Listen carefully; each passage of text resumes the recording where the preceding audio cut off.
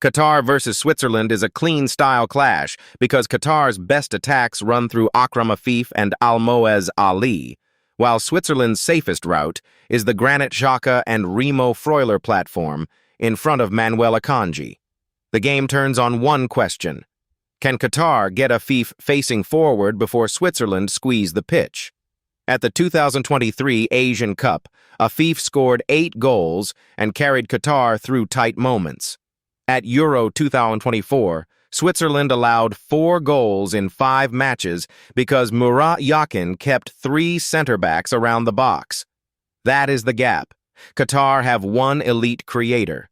Switzerland have a structure built to shrink his space.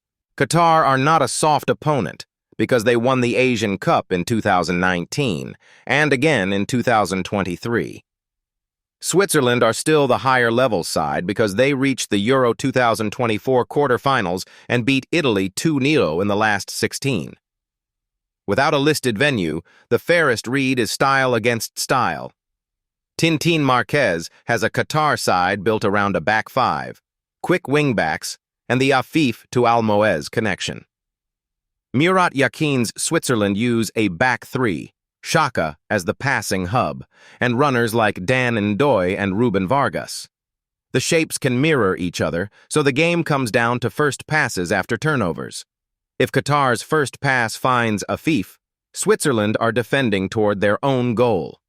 If Xhaka gets 2 clean touches, Qatar are chasing shadows across the middle. Qatar's threat is not long possession. Their threat is the first clean ball into Akram Afif, because Afif can slow a defender down, draw contact, or slide Almoez Ali into the channel. Almoez has the resume for that role because he scored 9 goals at the 2019 Asian Cup, a tournament record.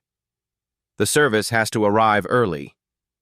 When Pedro Miguel or Homam Ahmed takes extra touches at wingback, Akanji and Nico Elvedi have time to step forward and lock Afif against the line.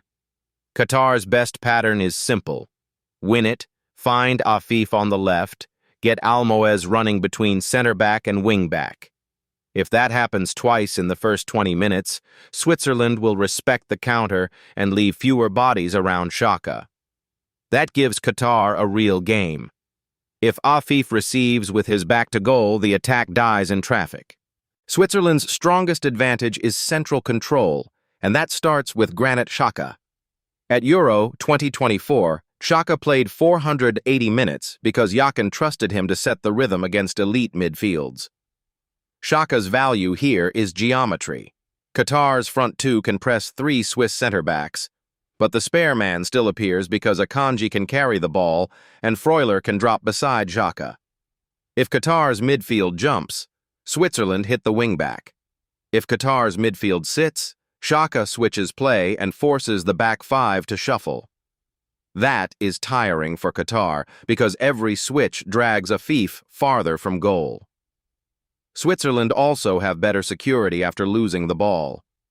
Akanji reads counters early, Rodriguez protects the left side, and Freuler is usually close enough to foul or delay the first pass. That is how Switzerland can turn possession into control rather than empty passing. Game state matters here because Qatar defend much better at 0-0 than at 0-1. At the 2023 Asian Cup, Qatar conceded 5 goals in 7 matches because the back 5 stayed narrow and Mishal Barsham handled pressure well. That plan works when Qatar can wait for Afif. It gets harder if Switzerland score first because Qatar's wingbacks must push higher and the channels open for Ndoye and Vargas. Switzerland scored first in 4 of their 5 Euro 2024 matches, so this is a familiar script for Akanji. If Switzerland lead, they can slow the ball through Xhaka and make Qatar run. If Qatar score first, the match becomes uncomfortable for Switzerland because crosses into a crowded box suit Qatar's center-backs. Breel Embolo changes that a bit because his strength creates second balls, but Qatar would accept a crossing contest before they accept a midfield chase. My prediction is Switzerland 2, Qatar 1. Qatar have a clear way to score because Afif can isolate the right side of Switzerland's shape and Almoez attacks the 6-yard box with real timing. One Qatar goal makes sense from a transition, a cutback, or a foul drawn near the area. The edge still goes to Switzerland because Xhaka, Freuler, and Akanji give them cleaner solutions in the first phase and better protection after turnovers. Over 90 minutes, that usually means more territory, more corners, and more pressure on Barsham. Qatar can hurt Switzerland if the first pass after a regain is sharp. Switzerland win if the match becomes a passing test through midfield. The short version? Qatar need the game to feel broken, with Afif receiving early and Almoez running behind. Switzerland need the game to feel controlled, with Xhaka deciding where the pressure goes. That is why the midfield map gives Switzerland the narrow edge. If you want more match breakdowns like this, subscribe and check the description for free predictions on the next fixtures.